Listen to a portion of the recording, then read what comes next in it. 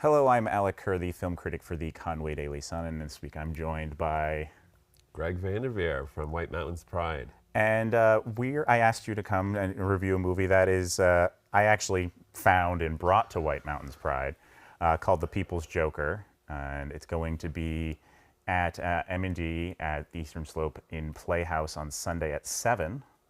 But check out the trailer, and then we'll come and we'll talk about it for a bit. Sounds good. Gotham City is nothing but neon biker gangs, leather freaks, and cross-dressers. Is that what you want? Come home. No, I won't, Mom. I'm gonna be a comedian.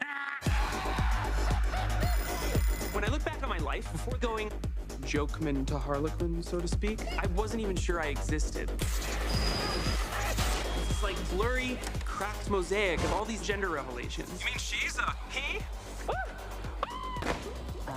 I'm trans. Well, I'm sorry. Well, I'm not sorry. I was fairly certain I was in love, and I was so afraid of that feeling going away. Ah, but you should be afraid. I just want my happy little boy back. I just don't feel like a boy. You're not. Boy, I've developed an experimental treatment. You'll be Mama's happy little boy. Also comes in rainbow for Pride. It was foretold that someday a clown would rise. Sounds pretentious. It is. Whatever you say, Mr. J. Hunka hunka. Now you must journey inside yourself. I'm not a hero, and I'm not a villain either. So who are you? I'm a woman of my word.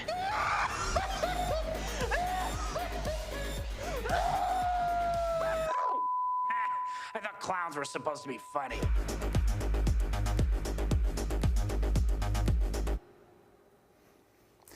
All right, so as you can see from the trailer, this is using sort of the Batman Joker universe to explore transitioning as transgender.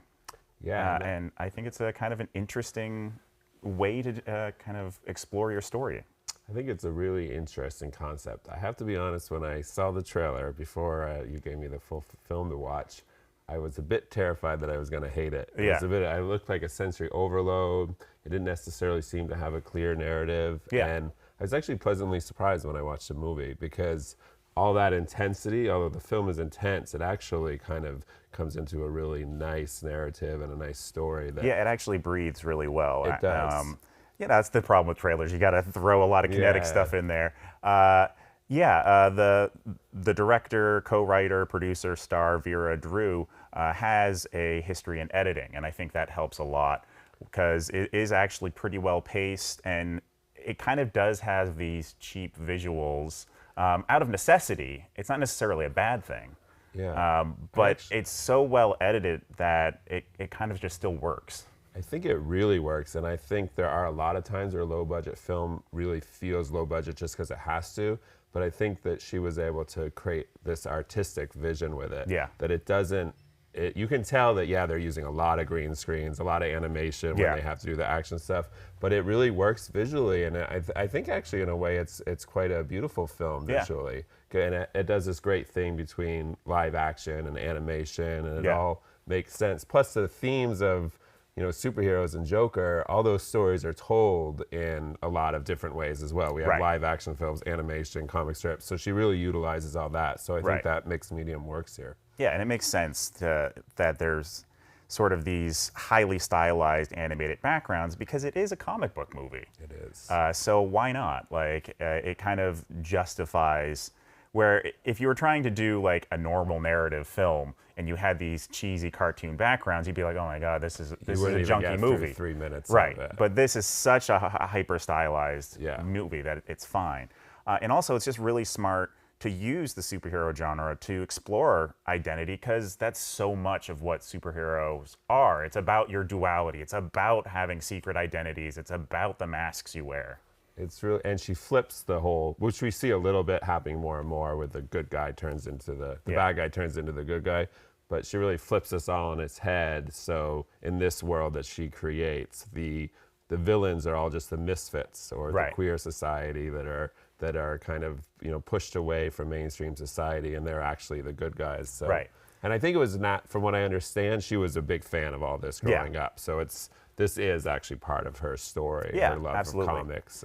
And I read an interview with her where she was talking about how the origins of this was her friend who actually co-wrote it with her. I can't remember her name right now, but she was a writer on Arrested Development and some other things. I love that show. And she basically challenged her to do a funny edit on Todd Phillips' Joker. And as she was doing it, she realized how much she could actually relate to that story, because Todd Phillips' Joker is about the mental health being kind of ignored by society and being marginalized by society. And she was like, well, why don't I just use Joker to tell my story? And so she kind of threw out the fan edit thing and just started working on telling her story. Which makes sense, because obviously the Joker that most relates to this movie is from that film, is from Todd Phillips' film. So that makes sense that she was influenced by that. Although in that film, society actually turns the Joker bad. Right. Where she here, remains, she really is a hero throughout this film, which is nice. And it does make sense. You could be like, oh, well, why didn't she go towards Batman? Because Batman's a hero. And it's like, well, as society, we are marginalizing transgender people. We're making them feel like they're the villain. We're making them feel like the bad guy. So, yeah, she embraces the villain character, but then, like you said, she flips the script and says, I'm not a bad guy. I'm not a hero. I'm not a villain. I'm just me. Yeah, which is interesting. And Batman really turns into the villain on this one. There are two villains in this film. It's interesting, Batman and Lorne Michaels. Who's the executive producer of Saturday Night Live. Yeah. And she clearly has something against his stranglehold over comedy. I actually, in the interview I read, because it's UBC, which in real life stands for the Upright Citizens Brigade, UCB. And they do that here, but it's the United Clown Bureau. So she actually does have something against the Upright Citizens Brigade and Saturday Night Live. And she did try to be a part of the Upright Citizens Brigade, but it is kind of like in this movie where it is like this thing where you have to pay in to get classes, and it is kind of little cultish. The Upright Citizens Brigade, sure. So she was very turned off by that. And then she's like, Saturday Night Live is kind of an institution that is part of the problem. And there's a joke in here where it's like, oh, it's the new diverse cast of, and SNL has done that, for better or for worse, and you can see that as, her take is that it's being done cynically. They cast somebody like Bowen Yang just as a diversity hire, but Bowen Yang is legitimately hilarious. Really good as well, yeah. So I can see her grudge there with just seeming like, oh, they have a non-binary person now, they have a lesbian now, and they're just doing it to be diverse. But if they're talented, they're talented. Yeah, it's interesting. I mean, obviously, I think we probably both appreciate what Lorne Michaels has done. Yeah. But I think you can see, and I haven't been in the comedy world, so if you're coming from obsessed with comedy, it might seem like he has an authority, or that there's a couple people. I mean, every major comedy actor has kind of gone through Lorne Michaels' SNL. Yeah. And so then who has the stranglehold on comedy, it's like him and maybe Judd Apatow. And they're both cis white males. So as someone like her, she could really feel like there wasn't much access to her. Right. Yeah, Lorne Michaels is kind of, for the last 50 years, it's going to be the 50th anniversary next season, has been the king and queen maker of comedy. It really has. It's kind of amazing. It is. Yeah. But I can see as being somebody marginalized on the outside, looking at that and just, I'm going to make him my villain. And he gets eaten by a plant in the movie. And so does Batman. Yeah, why not? And it does kind of like address... Spoiler alert, by the way. It does kind of address with Batman, with the whole Batman and Robin thing. And everyone's kind of like made the joke that there's kind of a gay subtext there. And there's some queer coding there. And they kind of she kind of goes into that and kind of shows that, well, maybe he's more of like a groomer than we think. And it's not that far to be like, well, it is kind of weird that he gets these 14-year-olds, and then when they get too old, he gets a new 14-year-old to become Robin. It's a little weird. It is a little weird. She definitely goes into it. I don't know if I have much to say about that, but she definitely trashes Batman. She does. But she's a fan. But like, you know what? It's a fair thing to address, though. We were talking about this privately before. I think these DC Comics and Marvel, it's become such a huge part of our cultural life Yeah. that we actually all have the right to interpret these characters Oh, absolutely. how we want. And it doesn't mean that that's what was intended when it was written or anything, but it goes beyond, you know, who owns the copyright and stuff. Right. Like, it's just so much a part of our story Yeah. that we really do have a right. And that's actually how she struggled to get this film made because of the fair use stuff. But I think if there's anything of fair use, it's like, I think a comedy and a satirist has the right to take these characters and to use them to tell her story and to criticize society and everything that she needs to do with them. Yeah. So this is not by any way sanctioned by DC or That's Warner pretty clear. Brothers. And this actually premiered at the Toronto Film Festival in 2022. It was canceled after one screening because they got a very strongly worded letter from Warner Brothers. And so it kind of took a couple years, and then this distributor Altered Innocence and a team of lawyers, in the credit that says an anonymous team of lawyers, kind of worked it out that it could finally get released after 2 years. As they should have, and as I've done with some fair use in my life too, and I really think that this falls. I've watched that pretty closely with that in mind, and I really think it falls into all fair use laws. Because you're never there.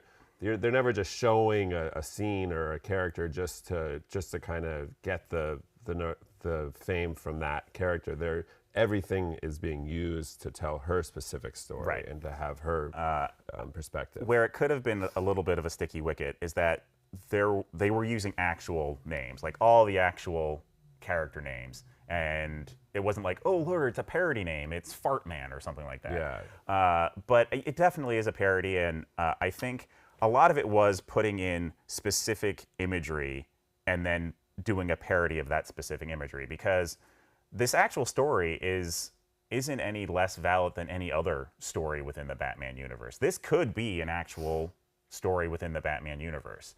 Yeah, it has a similar structure. Really. It has a similar structure and similar themes, and you know, if Warner Brothers had actually had the nerve, they could have made this as an actual movie. Of course, they're not going to. But the pushback would be too much for them to I do. know. If this got made, people would boycott Warner Brothers. It's already DC, so they're already down below. Yeah, the incels got very angry after Joker because, well, they latched onto it, and then because I know there's actually a transgender film critic named Danielle Slotzman who she gave it a negative review and saw all the male incels attacked her brutally because how dare she give a negative review to Joker. Yeah. So that's the culture. That's the culture that is around this. So yes, if this was made in a mainstream way, oh my God. It's interesting too because the whole comic, there's huge exceptions, but the whole comic book world is a fairly cis male dominated world. So she is going into a little tougher territory for sure. But yeah, to your point, like Tom Hiddleston, who plays Loki in the Marvel universe, he said that, you know, this is our modern mythology, and it's true. Like, you know, years ago we would have been making stories about, you know, Greek gods and stuff. These are our modern Greek gods, and it's true. And so, yeah, it makes sense that somebody would or anybody would tell their story through comic books. And not only do we have a right to criticize it and use it to tell different stories, it's almost like an obligation, you know, because these stories shouldn't just stand alone without people being able to put their voice into it and their kind of criticisms through it. Yeah. And I do think that if you're like, oh, this isn't for me, you know, I don't really want to watch queer content, I do think that there's a lot in this that's actually extremely relatable.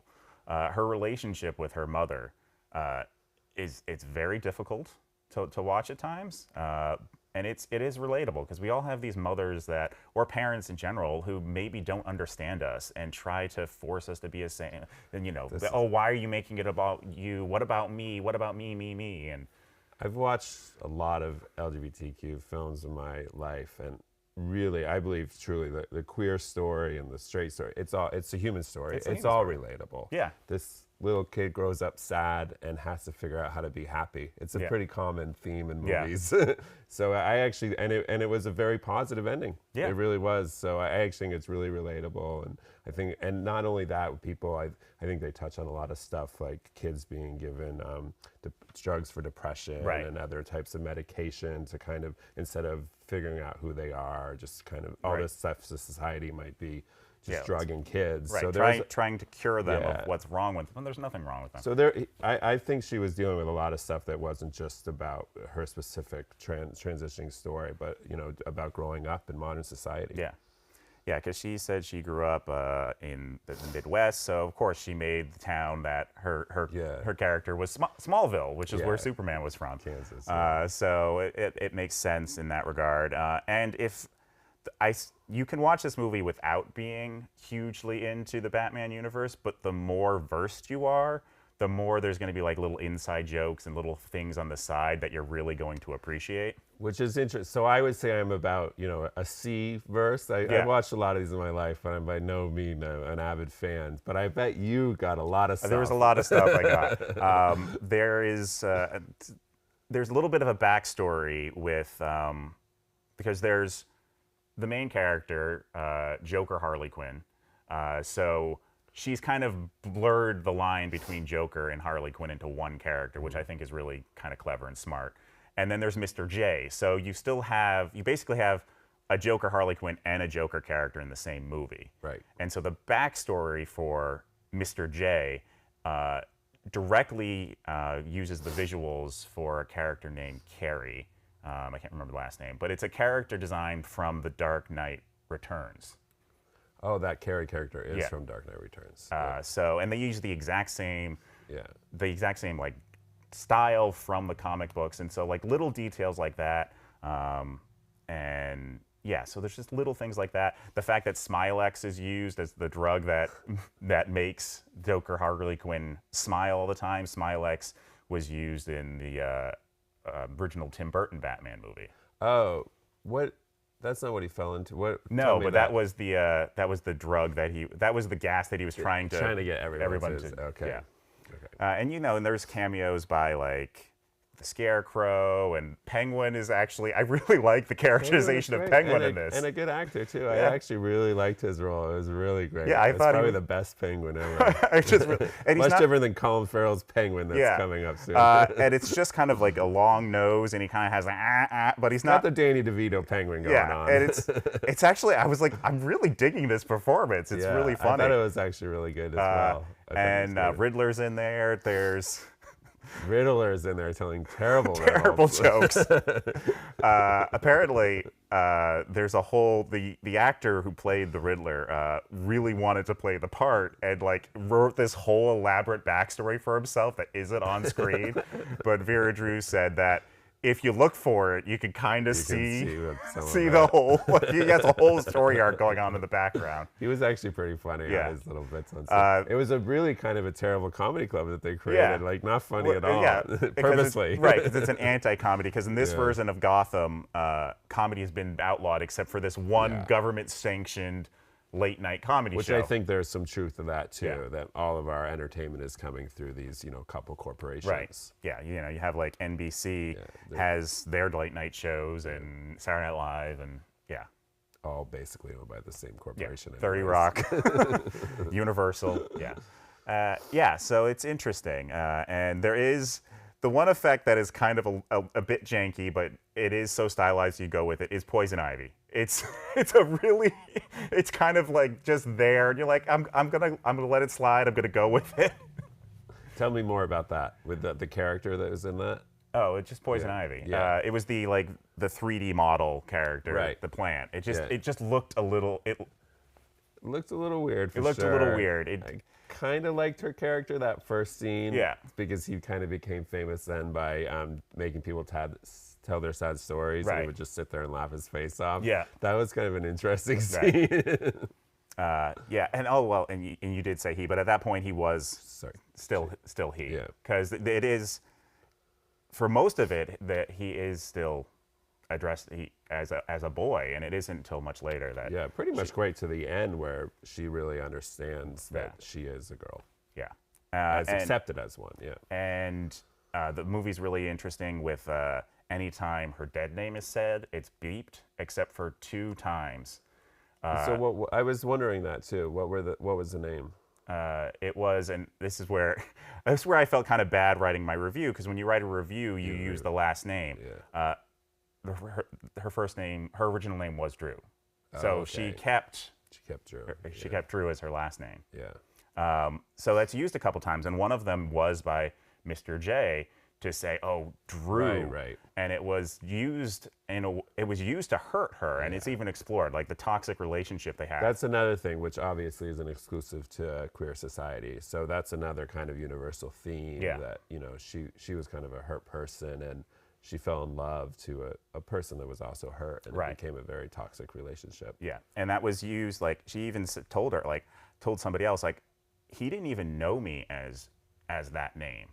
I told that name to them in confidence. Right, so it wasn't a slip or anything. It wasn't. It was used to actually as a weapon, which makes a lot of sense, honestly. Yeah. And there's a really funny bit where there's sort of like a bulleted list of things to look for in a toxic relationship that I think a lot of people will be able to relate to, and I thought that was really funny and well done. Yeah, it was good. It was. And then the other time it was used is when she's trying to get through into this government-run comedy club or late night show, and there's a computer that makes her use her legal name. Right. Because there's the whole thing too is that she was almost willing to sell out everything she had accomplished over the nature of the course of the film to become famous. Yeah. And then, I mean, she maybe changes her mind later on, but she's just like, okay, Drew. Yeah. And there's a funny bit with this like computer you have to get through to like get into this like comedy clique, and it was like all these questions, and basically it comes down to the size of a certain part of the body. If it's small enough, you're obviously going to be good at comedy.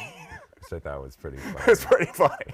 And I think most comedians, it might not be that, but they all have something that something that has made them insecure in their lives. Yeah. So yeah, I think it's really interesting. I think the visual style of it is unique. I think and I'm really excited that you're bringing it here. You know, we don't have a lot of independent films that come, and not only is it an independent film, it's a new independent film. I mean, the festival circuit that it's been on is super impressive, from Toronto Film Festival to, you know, great film festivals around the world. Yeah. So it's an opportunity for people to come and see like fairly cutting edge independent modern cinema right here in North Conway for free. For free, yeah. And that's the thing. Like, I get emails because I am part of an LGBTQ film society as an ally, and so I get all these emails for these independent films. And this, because I am a fan of Batman, this seemed right up my alley, and I was like, oh, well, send me a screener. And they're like, but if I review it, they're not going to be able to watch it. So I was like, it's not even available online yet. Right. So I was like, could you put me in touch with the distributor? And we made this happen, and it seemed like it would be a great fit for White Mountains Pride. And I think there's a lot of opportunity in the future for that too, because a lot of these films, once they do the festival circuit, they're looking for places to be seen. Yeah. The most important thing for someone like the director is she's made this really interesting, important art, and how is the world going to see it? You know, because the powers to be might not really make that very easy. Yeah. So little things like us showing it can have a great impact. Yeah, and then, you know, maybe more people will be like, oh, you have to see this movie, and like when it eventually does show up somewhere streaming, right? There's a nice round. Yeah. And it has been shared on Facebook, and a couple people are like, oh my God, I'm excited about this. I've actually been enthusiastic about those comments. There's people that had heard out of it, or they saw it and were excited to come see it. So I'm hoping we have a nice turnout. Yeah. And hopefully I can kind of foster a relationship with this company, Altered Innocence. That's actually a great idea. Maybe we can get some other movies to come through. So what are some of the other things that White Mountains Pride is doing this month? Well, just with the screening again, so it's starting at 7 o'clock, but we are having, we try to do a lot of community gathering opportunities with all our events. So at 6 o'clock, we're opening up the doors, and the bar will be open with snacks and drinks. So you can come to the theater at 6 o'clock on Sunday, kind of hang out, talk to people, and then watch the film. So that makes it kind of a rounded evening where you're not just going to see a film, but you might see old friends or meet new people in the community. And then next week, there's going to be a drag show. Yes, at by Abenaki. Lady Vanessa, which Yep. is really exciting. And Lady Vanessa's a local, lives in the area, and she's bringing in 2 drag queens. So it's a real live, adult drag show at the Abenaki. So this is just kind of evening out like it's a big city. You can go and have some drinks, some food, and see a great drag show. Yeah, and there's some M&D actors involved with that as well. Right, too. there are as well. Yeah, so, I Frank think Thompson, they're bringing in a few. Mackenzie, Yeah, so that's cool. Esther. So it sounds like it's gonna. They're doing their best to make it as a big a production as possible. Yeah. And they had one, I think, on a smaller scale a couple months ago, and it was really successful. So the tickets are actually almost sold out on that. You can go on our website and buy. I think they're pretty cheap, around they're $15. Yeah. And so. And then the Abenaki is, being generous enough to have a whole series of. The Abenaki, I think, pretty much from the beginning, I was from 2019 when we started all this, they have been incredibly supportive and really have been the business that have been the home base for a lot of our events. So a huge shout out to them for that. And they do all this fairly selflessly as allies of the community. And it's been a great place. Every month we have our gatherings there. So this is usually on Thursday nights where you can come together and just meet people, have a dinner. So it's been a great place, and again, they're doing this with that event. So. Right, and then with the lead up to the actual Pride Festival, which is on June 29th, there's going to be meetups every day of the week. Yeah, I'm not quite certain about that. I'm sure you're right. Yeah, no, I was looking at the schedule. I missed that one. Yeah. That actually is great. I know we have them once a month, so there'll be meetups every day of the week. Yeah. That's good. And we do our hiking. We also do a LGBTQ hike, and so there's a lot of different stuff leading up to it. And then there's also going to be another drag story hour. I'm not sure the date off the top of my head. That's going to be on the Friday, I believe, the Friday morning, so the 28th.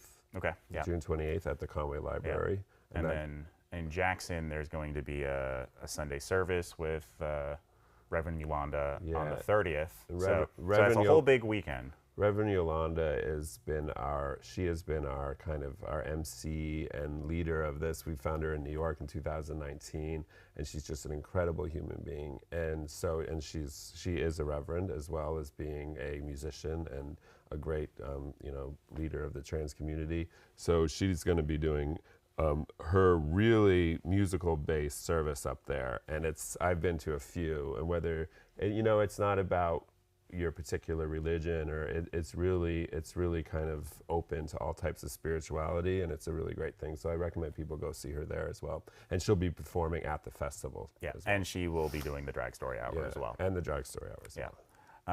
So it should be a good month of. It is, and then the festival itself, which is on June 29th from 10 to 4. It's based on. The main entertainment there is music, so we have 6 to 7 musical acts. Most of them are part of the LGBTQ community, plus community, and so you're going to really be able to see. We try hard to.